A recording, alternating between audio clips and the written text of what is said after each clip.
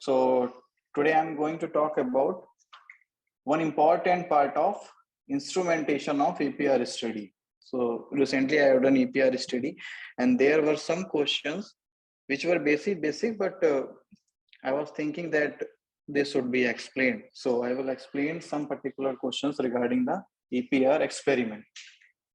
Not just theory, the experiment part. The theory is included a little bit, but not that much.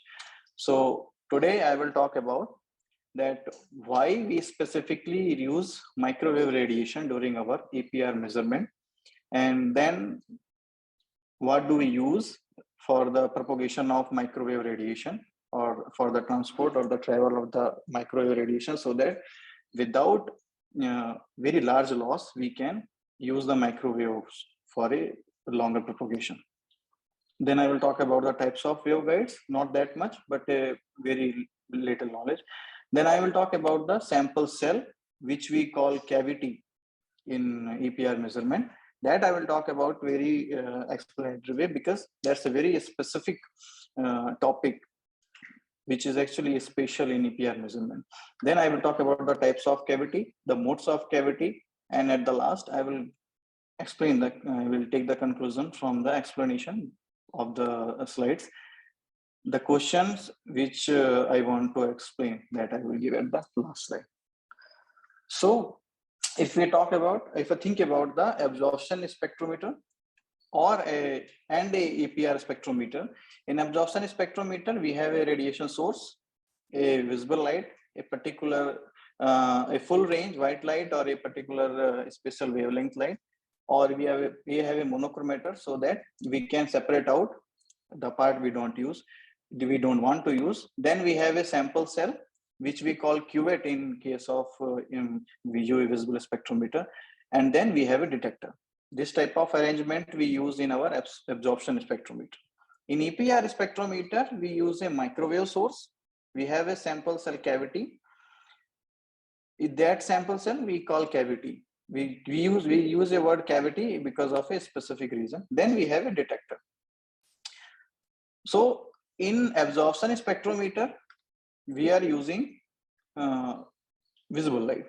But in EPR spectrometer, we are using specifically microwave radiation. Why we use microwave radiation? That's the part I want to explain. And the source we are using to create the microwaves are clusteron or gun oscillator. So if we take the Larmor precession, it's happening inside the molecule or atom. The Larmor frequency is omega is equals to gamma E magnetic field. B is magnetic field, gamma E is zero magnetic ratio, and omega is the Larmor frequency. Here gamma E is beta E by H cut, where beta E is Bohr magnetron. If we put values of Bohr magnetron and H cut, and if we take magnetic field in the range of Tesla, 1 Tesla, 2 Tesla, in the range of that, then nu will be in the range of gigahertz, 14 gigahertz, 20 gigahertz, in that range. And we know that gigahertz frequency comes in the range of microwave region. So if we want the resonance, if we want the spectrum in our EPR measurement, we need the frequency in microwave region. That's why we use microwave source in our EPR measurement. Now there Nikhil, is a Nikhil, one yes, thing. Can you please go back? One second. Yes, sir. So here, this is a very standard textbook definition of resonance, and that's good. But you have written, if we take B equal to 1 Tesla. Means in the range of Tesla, yes. Yes. So why it has to be in that range? Can we not have a sample which will have field less than this? Means in which range? Means if you will take in Gauss, in few Gauss. Yes, it will comes to it will not be in gigahertz range. It will reduce to, I think, maybe in 10 to the power 6 hertz. Megahertz. Yes, megahertz. Then the radiation you need would be different than microwave. Okay, so this is one assumption you have taken. Okay. Yes, Okay. yes, yes.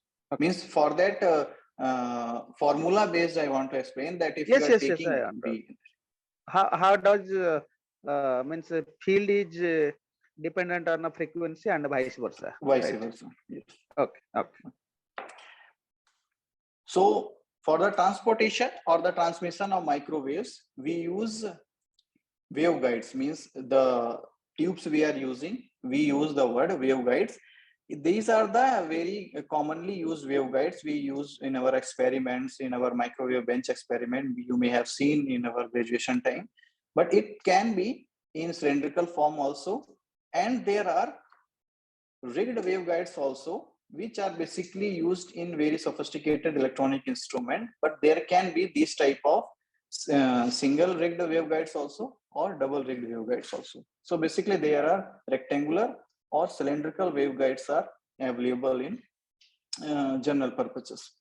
So these are the types on the basis of their shapes for the waveguides. Now there comes the second question, that if we think about the resonant condition, this is h nu is equals to GE beta E B. Okay, this nu is frequency, the resonance frequency, G is the Lenz's factor, beta E is our Bohr magnetron, and B is the magnetic field. So during our experiment, if we think about the electron, these three parameters are constant. For electron, Bohr magnetron is fixed, Lenz's factor we know, and H is a constant all the time. So we have two parameters which we can change. Means in our hand, we have options like we can change the frequency or we can change the magnetic field. So do we change both of them during our experiment, or we have to fix something? So during APR experiment, we fix the frequency, we only vary the magnetic field. So what is the reason that we cannot change the frequency? What is the reason? We have only one option of changing the magnetic field. That answer I will try to give, that why we cannot vary the frequency during our APR measurement. At least if we are having a particular instrument and we have started our experiment, during the experiment we cannot change the frequency, we are changing the magnetic field. And why it is so, that I will try to explain. Before that, I will have to go through the sample cell or the cavity, because all the answers are here only. So if we think about the cavity, there can be two types of cavity: rectangular cavity or the cylindrical cavity. And in the center we are putting our sample. This is our sample.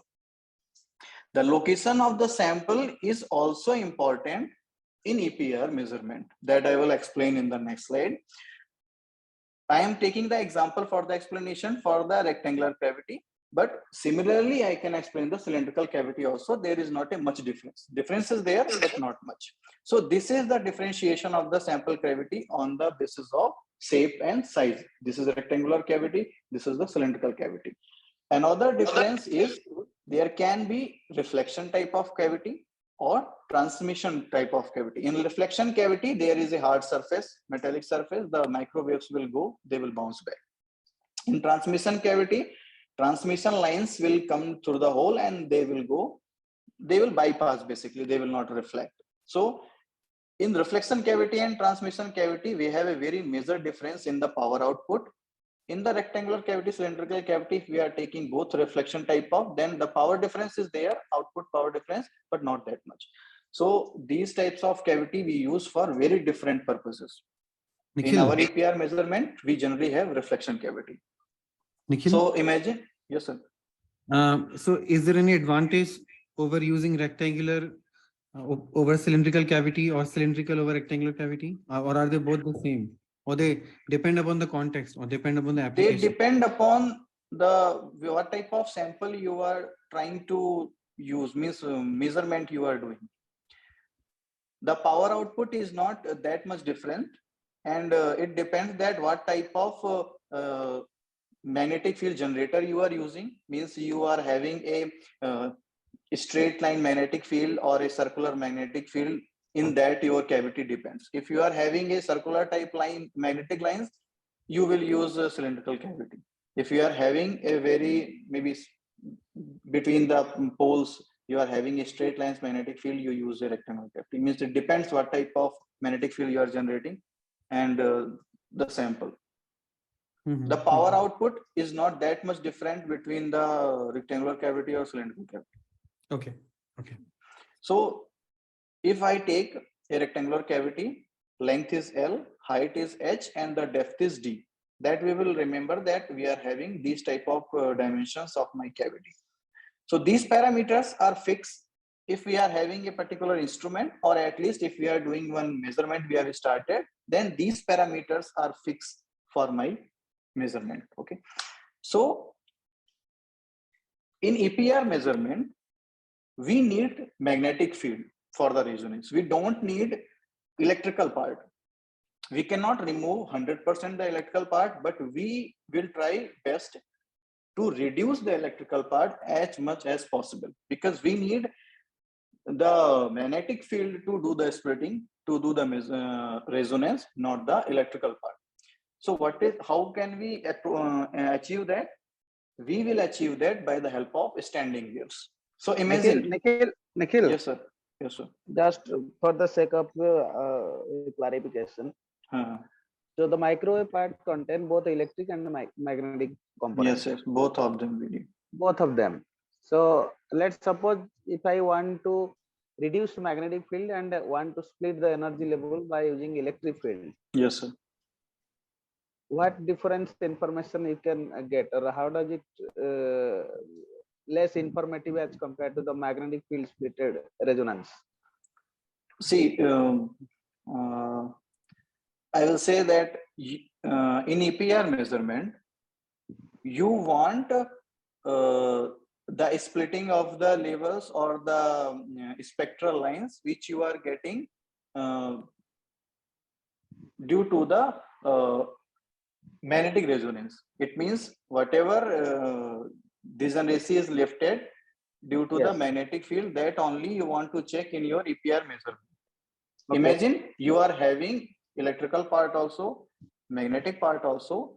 It means if you have a dipolar molecule, you will get that, means rotational spectra also, and there must be other, what should I say? Means your electrical dipole moment will also take place. Other spectra you may also get, they can hinder your result, as my knowledge. Yes, you yes, want. No, you are correct only. What I was telling is, whatever you answered, that is correct only. But I am asking why there has not been any electrical field component counterpart. It is there. No, sir. That I will explain. We cannot remove electrical field, but specifically we will generate standing waves so that in some portion of the cavity we have maximum magnetic field, in some portion we have maximum electric field, and we will put our sample in a specific location where electric field is very zero? feeble. It may not be zero, but it's very feeble. Yes, yes. The standing wave means that destructive interference part will put. Destructive interference we will use for the electrical part. Okay. Thank you. So imagine we have taken this rectangular cavity. It has the dimension. This is the length, this is the height, and this is the width. And we are taking a microwave which has a wavelength lambda. So it is a vice versa. If our cavity is fixed, for the cavity we know L value, H value, and D value. So we will take the microwave wavelength such that the lambda will be equals to our length, lambda by 2 will be equals to our height, and the width is obviously we take very thin, so it is less than lambda by 2. So these are the parameters we will take. So if we will take like that, then the electric field lines will be like that. So this is the destructive interference, this is the standing wave. So in these positions of the cavity, the electric field is maximum. In the middle, electric field is minimum. In the same time, if we see the magnetic field lines inside the cavity, in the middle magnetic field is maximum, in the middle it is minimum. So if we think about the middle part, here electric field is minimum, but the magnetic field is maximum. So the center is the best spot where we can put our sample, because we need maximum magnetic field. and we don't want the interference, or sorry, interfere of the electric field. It means we can put our sample at the middle. So if we are taking this type of cavity, we call it TE102, transverse electric 102 line. And why we use 102 word? Because if we take lambda by 2 as a 1, less than lambda by 2 we is calling as 0. It's not 0, but we call it 0, and lambda 2 times of lambda by 2, so it is 2. So it is called TE102. So now we can see, if we have a specific dimension of the cavity, we can take only a specific wavelength microwave spectrum or the radiation. We cannot take different type of lambda, because if we will take some different lambda, we will not get a standing wave, and the minimum electric field will not be at the middle. And we have already placed our sample in the instrument, we cannot move. It means if we change the lambda, that spot will change. That's why in our experiment, we fix the frequency and we can vary only the magnetic field. Same type of, what should I say, phenomena is happening in our day-to-day life also, which sometime we may have encountered or we may not have encountered. This happens in microwave oven also. If we think about the microwave oven, whenever we put our food, the plate inside the microwave is all time rotating. You must have seen that this plate where we put our food, it's rotating all the time. Why it's rotating? That I will explain. If you do not rotate the plate, and if you put some type of thermal paper, which will turn black where it is hot and it is white where it's not, these places are where electric field is maximum. In microwave oven, you are using electric field. So these are the places where electric field is maximum. These places electric field is very minimum or 0. So if you will not rotate the plate, only these places your food will get warm. Here you are rotating the plate. So the food is going through all in these means these points, so your food will warm. It means even inside your microwave oven, all the spots are not desirable to get your food warm. That's why we that plate inside the microwave oven is all time rotating. It's not magnetic field, it's electric field in our microwave oven. Nikhil, Yes, sir. maybe a very simple question to ask. So is it true that if the food that we are putting inside the microwave, if Yes. it doesn't have any water in it, then it will not cook? Sorry? If the food that we are putting inside the microwave, if it doesn't have any water in it, so let's say, I mean, theoretically, let's assume that the water we are putting. We should say, sir, that if we are putting a food which doesn't have any polar molecule, then it will not get warm. But then the frequency must also match with the, because this is what I know, that let's say the H2 molecule has a particular dipole moment, and the energy matches exactly with the with rotating the molecule in the direction. So so if the direction of the electric field oscillates very quickly, then the molecule will rotate in this way, and then in the other way. It will create a lot of friction, and that will cook the food for you inside the microwave. Means that what should I say? Whatever rotational frequency is there, that this is happening, that education is giving them what means that frequency is giving them temperature. No, that I understand. So does that mean that since the frequency is matching with that of the, I mean, with the rotation of H2O molecule, if water molecule is not there, even if other polar molecules are there, then the food will not cook. Is this true?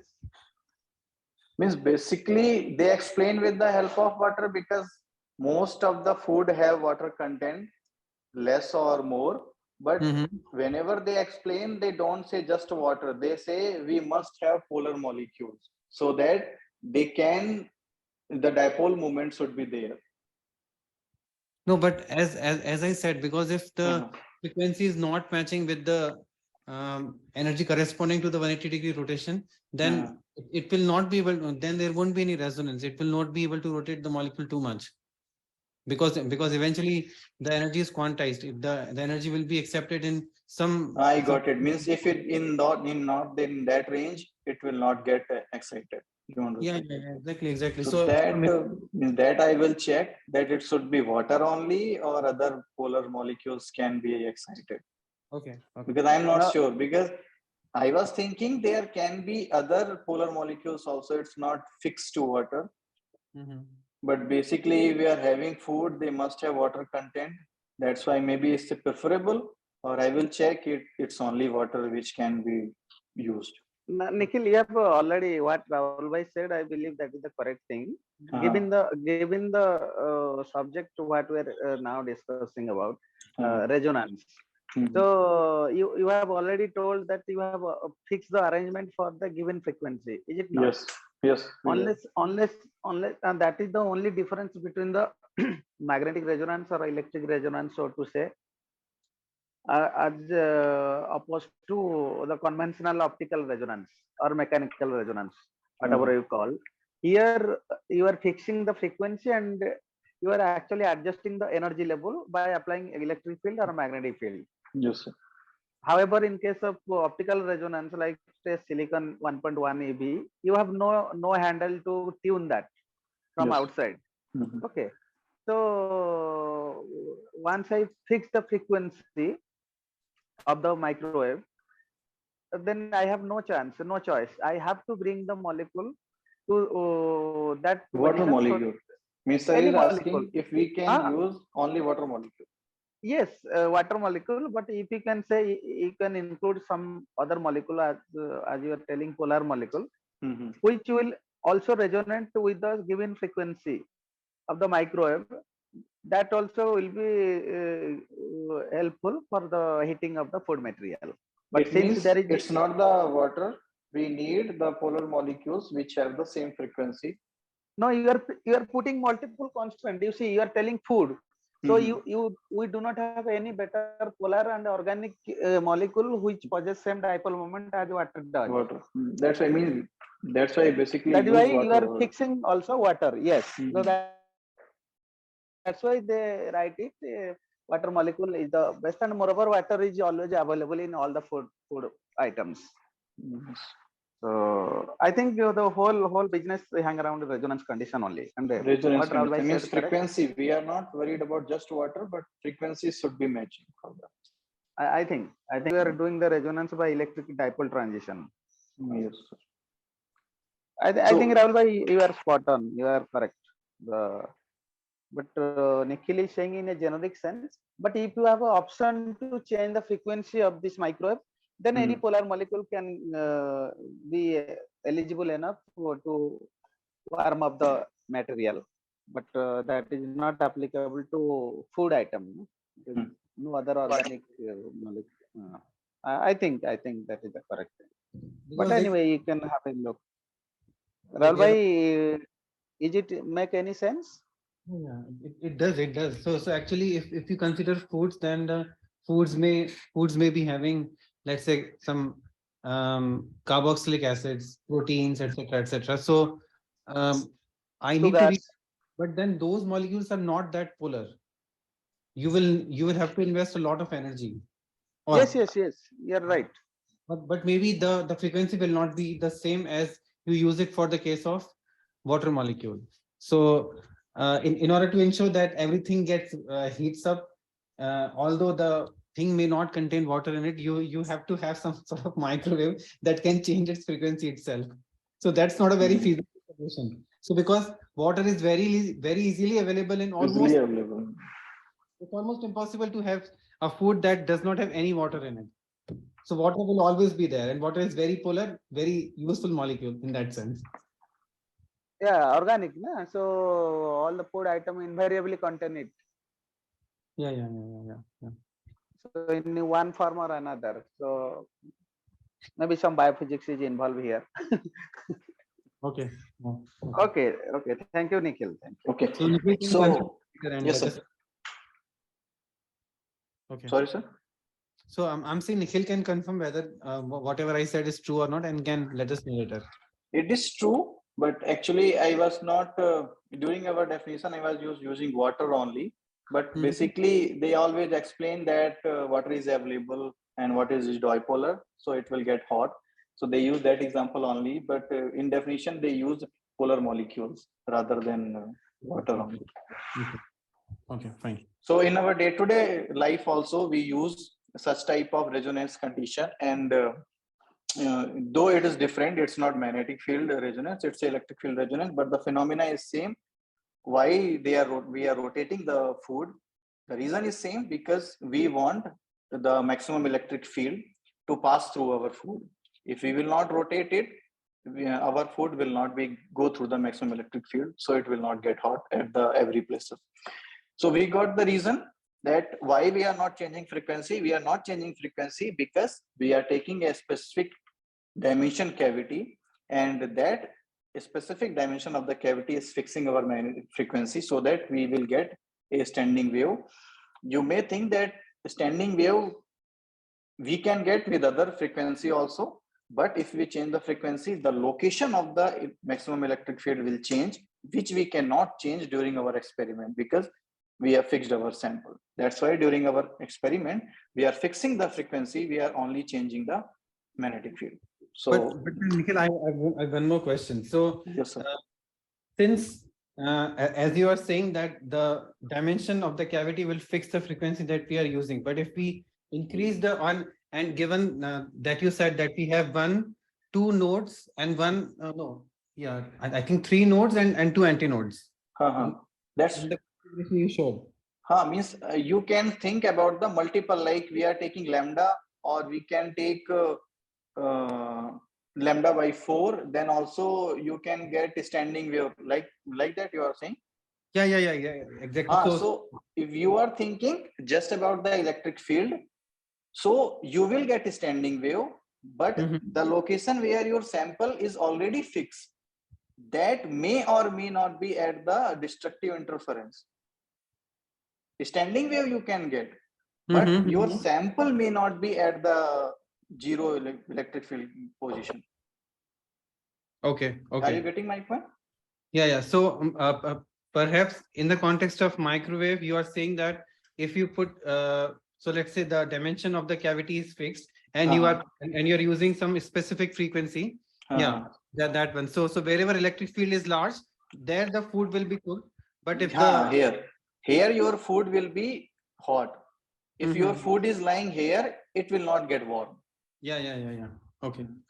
So if you increase the frequency, the number of antinodes will increase. Means this part will be not only 2, there may be 4 parts, like that will happen. So and maximum electric field will be at 4 positions, but there also be destructive interference will also happen at 2 positions. Oh yeah. Fine. Okay, got it. So maybe it is by the construction that they want that they should have only 2 antinodes. Yes, means 2 antinode. You are talking about microwave oven. Yeah. So I'm talking about the plot you are showing in your plot. I mean, if you're on this page, you are using 2 antinodes and 3 nodes. Means I want this position where we are getting destructive for electric field, means very minimum electric field, 0 electric field you want. And you want maximum magnetic field. No, Nikhil, Rahul bhai, I'm sorry, just one point. Nikhil, you go to the anti-node point. No, 3 node, na, the middle one. Why you are telling there is a minimum electric field, there is a clear-cut destructive interference, na? It is 0. It is 0. Sir, you are taking theoretical thing. In the cavity, there can be other reflections also. Means it's not a fixed adjustment you can do. That's why I'm saying minimum, because in practical life, it is not 0. In this figure, where I'm explaining, obviously this is 0. If we are exactly taking this is a 0. This is the maximum magnetic field. I am saying on the basis of experiment. Yeah. So let me ask you one small thing which may help you to explain Rahul bhai's question. So if you remember the electromagnetic field propagation or wave propagation, you could have seen such kind of image very often, is it not? Yes. So there you can clearly say electric field and magnetic field do interfere destructively and constructively also. Yes. Okay, but there we don't say how come from zero node, that at a node from zero, how come you are again emerging some non-zero electric field? I didn't get. You mean to say why I am saying minimum electric field rather than zero field? That's what I'm telling. Here electric field and are interfering completely and destructively, and you are saying it is zero electric field there and maximum magnetic field. That is why we are putting our magnetic sample there in order to get the resonance. Yes. However, in microwave oven we have to put the food in the anti-node position so that their maximum electric dipole transition will be there, where heating effect will be maximum and which will be helpful for the cooking. Yes. Is it not? Yes, yes, correct. Yes. So my question is, how come from zero electric field again you are coming to non-zero electric field? So if you can tell, then Rahul bhai, I think is asking along same line. So if you have a 4 anti-node or 4 node, then how it would affect the cooking in microwave? Rahul bhai, is that, am I make, does it make any sense? Yeah, in the present context, I mean, on the slide, Nikhil is right now. So in you have two antinodes and 3 nodes. So one node is in the middle and 2 nodes are on the edges of the cavity. Yes, yes. So I think so when the food happens to be in such a way that I mean, how to say that? So if the food is placed at the antinode, then the food will be cooked. But if it is at the node, then the food will not be cooked, because at that point the energy is very small, very less. So if I increase the frequency, then the number of such points, but of course the energy will be distributed. Of course, the energy will be distributed. The strength of the electric field will reduce. Okay, because the power supply to the magnetron will be fixed. So that's why moreover, if you are, that's why you are rotating the plate, so that you can compensate the loss and you can use the strength of the electric field rather than making increasing the number of what should I say, antinodes. Okay. So perhaps this configuration is the most preferable configuration in order to cook the food. This configuration is the preferable for doing the APR measurement. I am not pretty sure about cooking the food, because microwave one I haven't studied. I don't know, they are doing preferably that thing, but this configuration is I'm using for APR measurement. Okay, fine. Yes. Please move forward. Yeah, so actually I explained, and that's what the reason. That's we are not changing the frequency in our experiment. We are just varying the magnetic field. And those two questions actually I want to answer, which was continuously coming in my mind, that why we use microwave frequency and why we have fixed frequency only. Though in theoretical explanation, we can have 2 options, frequency or magnetic field, both we can vary. But in experiment, we can't do this. So this was for today's talk. Thank you.